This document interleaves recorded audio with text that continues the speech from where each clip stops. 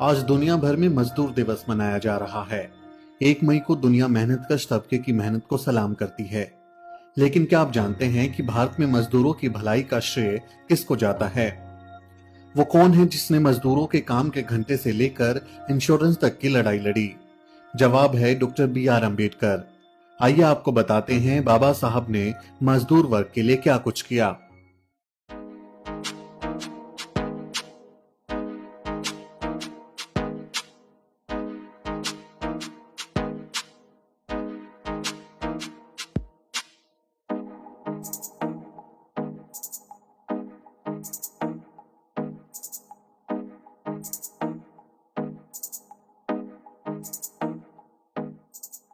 आज भारत में काम के 8 घंटे हैं तो इसका श्रेय बाबा साहब को ही जाता है।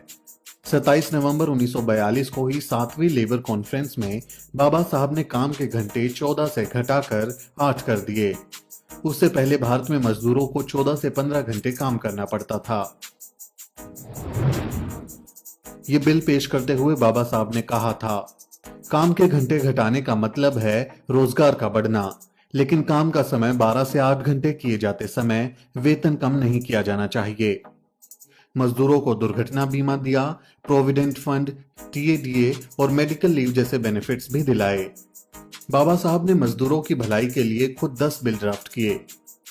उन्होंने the coals mine safety stowing bill, the factories amendment bill, the factories second amendment bill, workmen's compensation amendment bill, the Indian mines amendment bill, workers welfare and social security bill, mica mines welfare bill, industrial workers housing and health bill और tea control amendment bill जैसे कानून भी लाए। आज के नेता इसी कमरों में बैठकर नीतियां बनाते हैं, लेकिन बाबा साहब खुद ग्राउंड जीरो पर पहुंचते थे। बाबा साहब ने खुद धनबाद कोल माइंस और रानीगंज कोल फील्ड का दौरा किया और खदानों में काम करने वाले मजदूरों की हालत पर विस्तृत रिपोर्ट भी बनाई। 9 अप्रैल 1946 को Baba Saheb mica mines labour welfare fund bill लेकर आए ताकि मजदूरों की भलाई के लिए अलग से एक फंड बनाया जा सके। 29 जुलाई 1943 को बाबा साहब कई और बिल लेकर आए।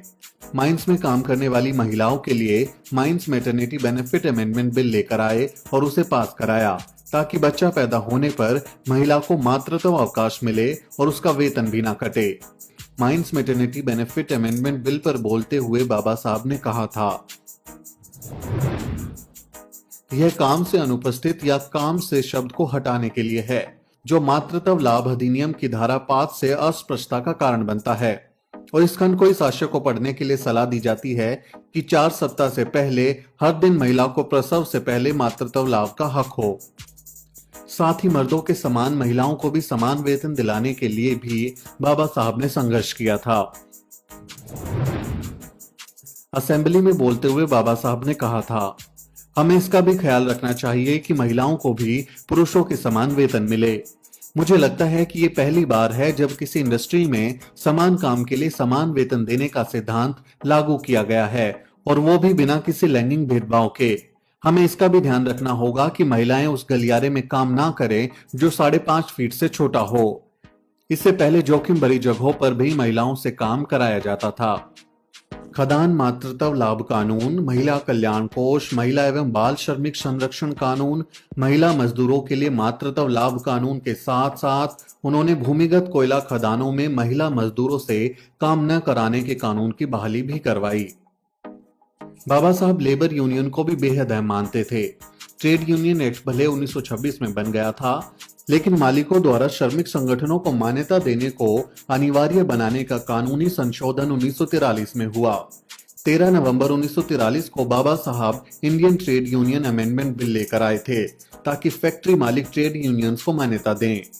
इसी समय काम करते समय दुर्घटना का बीमा, जिसे बाद में ASI का रूप मिला, कानून बना। इसी समय बने कोयला और मीका कर्मचारियों के प्रोविडेंट फंड और सारे मजदूरों के प्रोविडेंट फंड भी अस्तित्व में आए। बाबा साहब ने 15 अगस्त 1936 को इंडिपेंडेंट लेबर पार्टी की स्थापना की थी। उसके टिकट पर वे निर्वाचित हुए और 7 नवंबर 1938 को 1 लाख से ज्यादा मजदूरों की हड़ताल का नेतृत्व भी डॉक्टर अंबेडकर ने किया था। इस हड़ताल के बाद सभा को संबोधित करते हुए उन्होंने मजदूरों का आह्वान किया कि मजदूर मौजूदा लेजिस्लेटिव काउंसिल में अपने प्रतिनिधियों को चुनकर सत्ता अपने हाथों में ले 7 नवंबर की हड़ताल से पहले 6 नवंबर 1938 को लेबर पार्टी द्वारा बुलाई गई इस मीटिंग में बड़ी संख्या में मजदूरों ने हिस्सा लिया। अंबेडकर स्वयं खुली कार से श्रमिक क्षेत्रों का भ्रमण कर हड़ताल सफल बनाने की अपील कर रहे थे। यह हड़ताल डॉक्टर अंबेडकर ने मजदूरों के हड़ताल करने के मौलिक अधिकार की रक्षा के लिए बुलाई थी। दरअसल सितंबर 1948 में बॉम्बे विधानमंडल में कांग्रेस पार्टी की सरकार ने औद्योगिक विवाद विधेयक प्रस्तुत किया था। इस विधेयक के तहत कांग्रेसी सरकार ने हड़ताल को आपराधिक कार्रवाई की श्रेणी में डालने का प्रस्ताव किया था।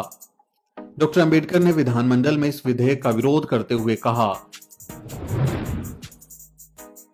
हड़ताल करना सिविल अपराध है, फौजदारी गुनाह नहीं। किसी भी आदमी से उसकी इच्छा के विरुद्ध काम लेना किसी भी दृष्टि से उसे दास बनाने से कम नहीं माना जा सकता। श्रमिक को हड़ताल के लिए दंड देना उसे गुलाम बनाने जैसा है। हड़ताल एक मौलिक स्वतंत्रता है जिस पर मैं किसी भी सूरत में अंकुश नहीं लगने दूंगा। यदि स्वतंत्रता कांग्रेसी नेताओं का अधिकार है तो हड़ताल भी श्रमिकों का पवित्र अधिकार है। डॉक्टर अंबेडकर के विरोध के बावजूद कांग्रेस ने बहुमत का फायदा उठाकर इस बिल को पास करा लिया था। डॉक्टर अंबेडकर ने इसे काले विधेयक के नाम से पुकारा।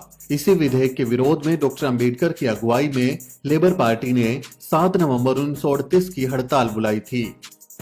17 सितंबर 1937 को उन्होंने महारों को गुलाम बनाए रखने के लिए चली आ रही वतन प्रथा खत्म करने के लिए एक विधेयक पेश किया था।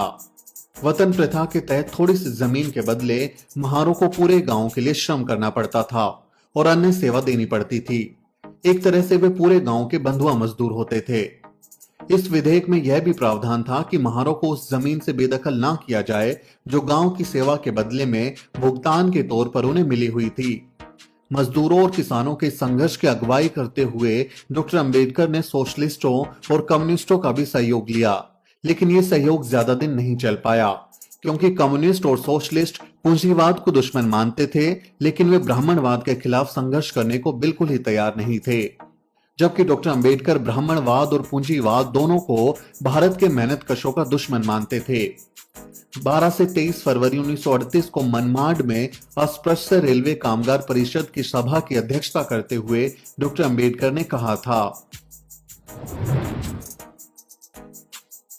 भारतीय मजदूर वर्ग ब्राह्मणवाद और पूंजीवाद दोनों का शिकार है और इन दोनों व्यवस्थाओं पर एक ही सामाजिक समूह का वर्चस्व है, लेकिन कांग्रेस, सोशलिस्ट और वामपंथी तीनों अस्पृश्य कामगारों के विशेष दुश्मन ब्राह्मणवाद से संघर्ष करने को तैयार नहीं हैं।